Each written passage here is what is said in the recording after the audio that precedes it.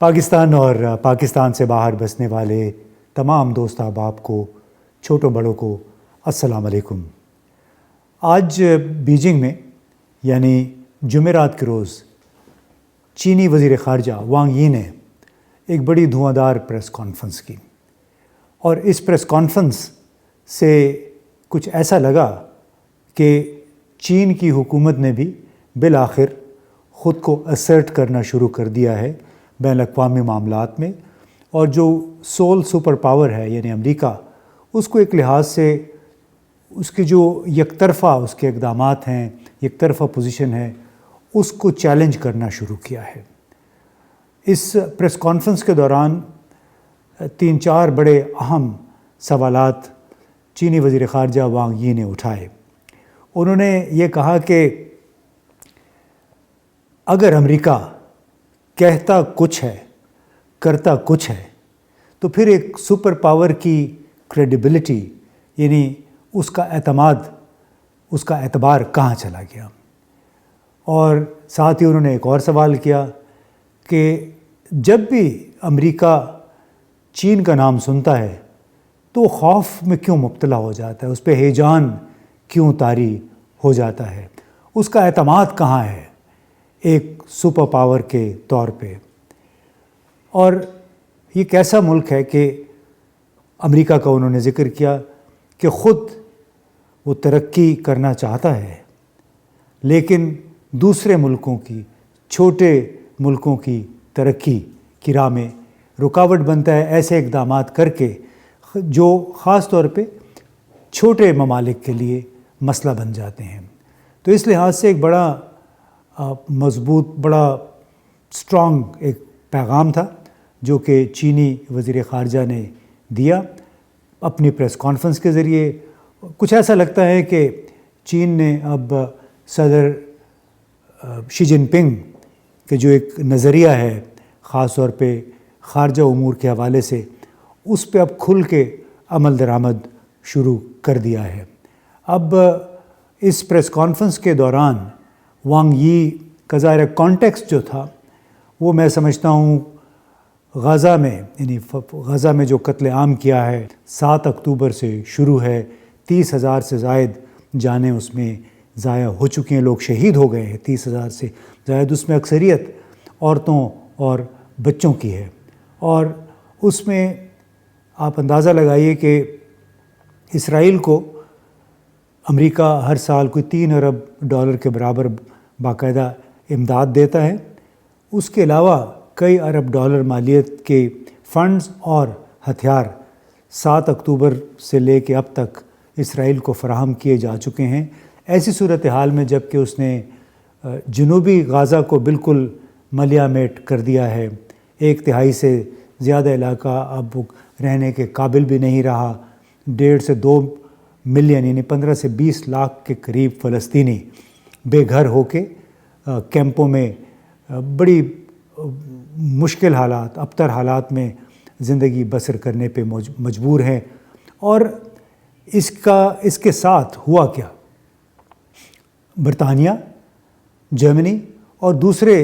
NATO کے رکن ممالک نے بھی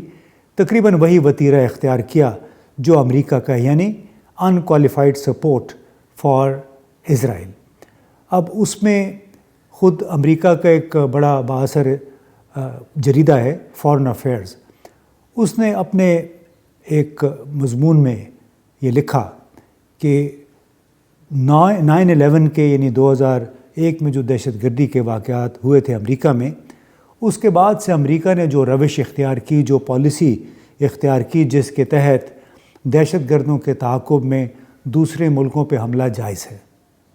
یعنی بنیادی طور پہ امریکی پالیسی کا محور وہ یہ نقطہ تھا کہ آپ کو اگر خطرہ ہے، آپ سے 15,000 کلومیٹر دور بیٹھے چھپے ہوئے کسی دشمن سے، تو آپ اس پہ دوڑیں، چڑھائی کر دیں۔ یہی کام امریکہ نے افغانستان میں کیا، پھر عراق میں کیا، بعد میں صومالیہ میں کافی ساری فوج کشی ہوئی، ڈرونز وہاں پہ استعمال ہوئے۔ آج کل یمن کے ساتھ یہ ہو رہا ہے، شام میں بھی، شام کے خلاف جنگی کارروائیوں میں بھی امریکہ اور برطانیہ نے شروع میں بڑا بڑھ چڑھ کے حصہ لیا اور بعد میں پھر روسی حکومت کی مداخلت پہ ان لوگوں کی جان، ان ملکوں کی جان وہاں سے چھوٹی۔ تو فارن افیئرز میگزین نے بنیادی طور پہ یہ لکھا کہ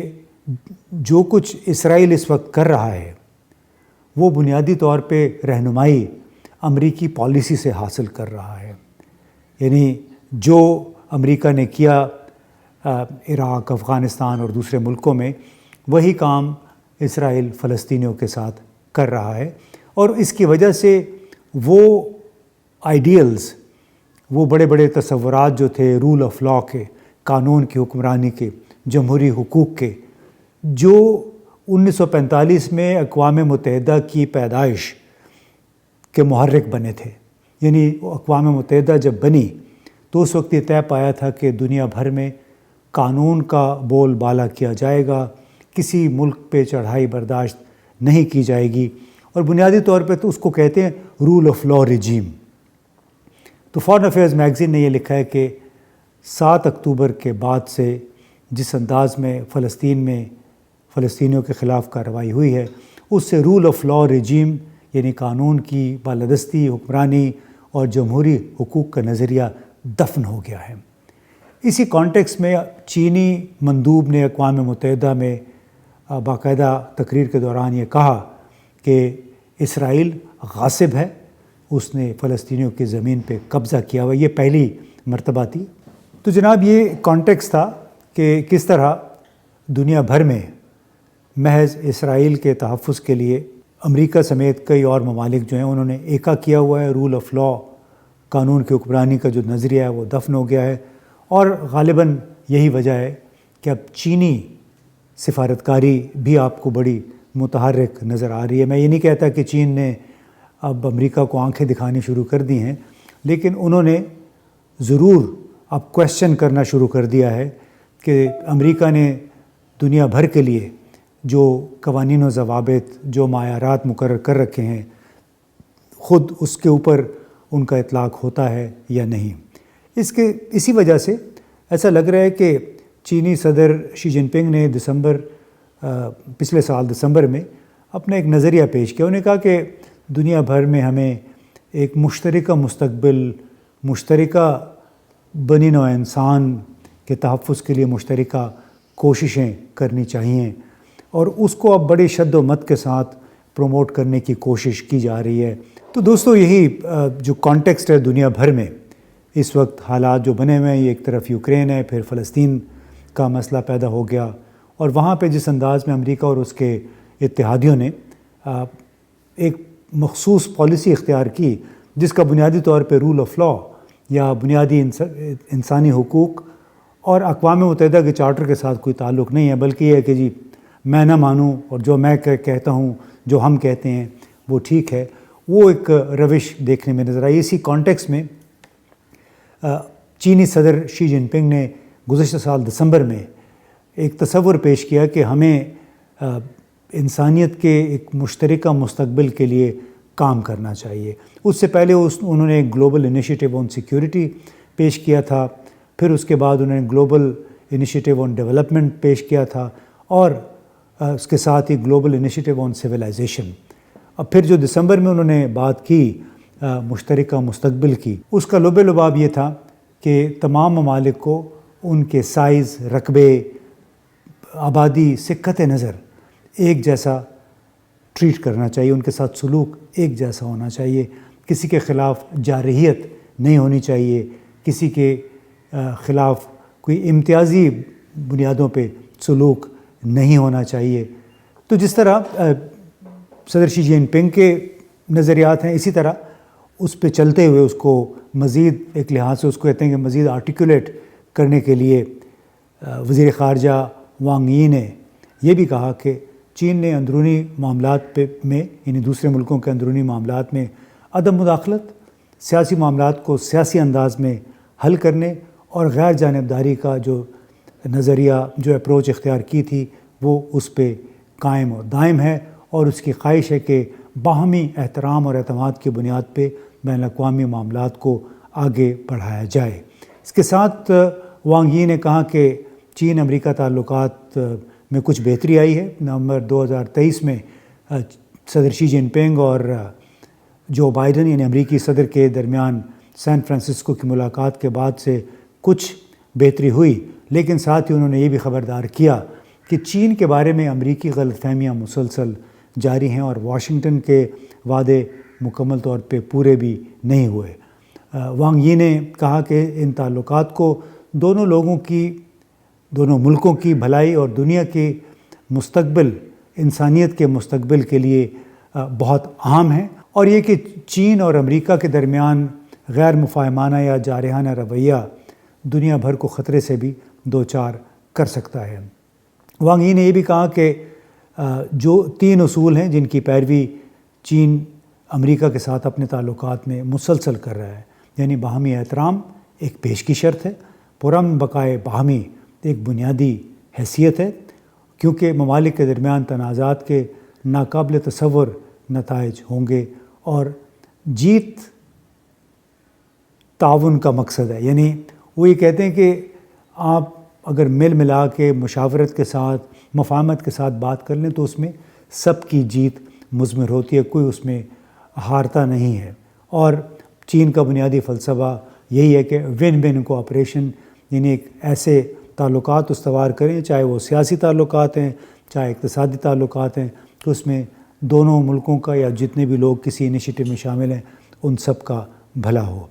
وانگ یی نے البتہ یہ کہا کہ امریکہ نے چین کو محدود کرنے کی کوششیں اب بھی مسلسل جاری رکھی ہوئی ہیں، اور پابندیوں اور دیگر اقدامات کو جس کو سینکشنز بھی کہتے ہیں، ایک ناقابل فہمی